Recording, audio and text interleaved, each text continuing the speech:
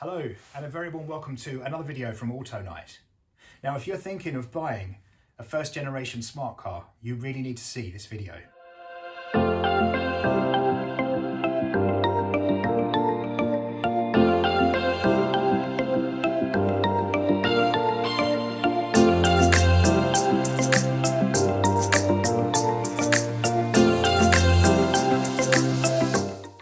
Tonight, on this freezing cold evening, I'm going to be talking to you about corrosion on the smart Fortwo, commonly known as the smart car. Now, these little cars have been around a while now, in fact since the late 1990s, and I've owned a fair few of them.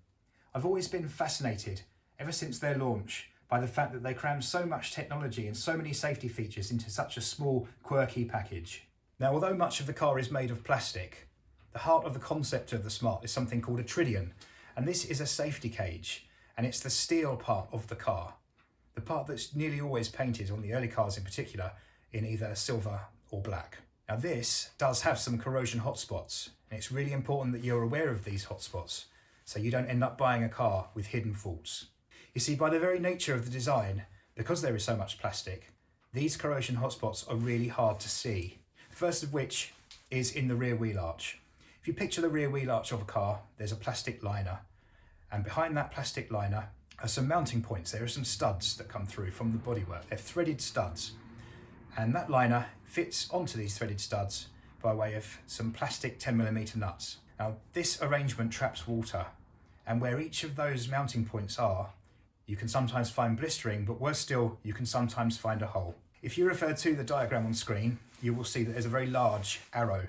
A large green arrow. That large green arrow is the worst point where these things really can rust out, to the point where you can find a significant hole there. The other points around the top and towards the back of the top wheel of the wheel arch, you're more likely to just find corrosion in the form of bubbling, but you still may find significant corrosion. These cars are quite old now, and it's important to remember that the points that I'm raising will not be the only places where these cars can corrode, but these are the points that I've found that they corrode the worst. Now, it's very unlikely that any owner is likely to allow you to take the rear wheel arch liner out while you're viewing a car that you're planning to buy.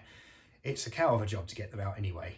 They really don't want to cooperate. They're really in there. So what you can do is push around where the mounting points are, and if you can hear any creaking or the sound of rust and metal giving way, then that's a fair sign that things are pretty bad, and it might be best to walk away, unless either you're prepared to weld or you know somebody that can. Now, the next place these can corrode is generally not quite so severe from what I've seen, and that's along the lower edge of the sills. You do have to remove the side skirts to see this, again, so it's another hidden rust point, but if you do remove those trims, you can sometimes find corrosion under there. In this picture, you'll see that I've gone at it with a Dremel, and I've cleaned away all the rust, all the corrosion, cleaned it back to bright metal. And then in the next picture, you'll see that I've applied a rust neutralizer, looks like alien blood, and that kills off any residual rust before it's prepared and painted as usual. The other point to be mindful of is right at the back of the car.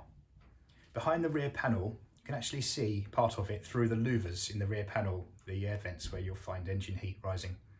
You can see some of it through there, but I've seen quite a few of these cars now where that panel, particularly where the seams, where there's a join and there's some seam sealant, I've seen quite a few of those cars with some significant corrosion. Again, nothing that you probably couldn't deal with a Dremel and treat and paint, providing you get there in time and you don't leave it to become hold, but it's worth being aware that they do now corrode in that area.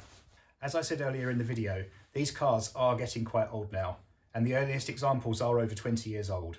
So realistically, you could find rust in a number of locations, pretty much anywhere, depending on the life the car's had, especially if it's lived by the sea. But these are just some indications of what you're likely to find. And in my experience, having owned a lot of these cars, stripped many of them down and done all sorts of things with them, in my experience, this is what you're likely to find. These are the worst corrosion spots. Do feel free to comment down below if you yourself have identified other corrosion spots, if there's anything that you think is worthy of bearing in mind for the future for anyone buying one of these cars. This video has been solely focused on the bodywork side. These cars really aren't without their mechanical problems either. I've always said that to own one of these early cars, you really need to be a car person. You really need to know what you're doing. You can't just drive the early ones and forget about it. A lot of people don't understand how to work on them. People don't even realise. I've bought these cars before and found that people haven't even realised that they have 6 spark plugs, and the 3 lower ones have just been the originals and just in fragments where no one's ever changed them because they didn't know they were there. So they're very specialised, but they are fascinating little cars, really great fun to own and drive. I'm very rarely without one, although at the moment I haven't got one in my fleet, but I'm sure I'll have another one again. Thank you for watching. I hope you've enjoyed this video.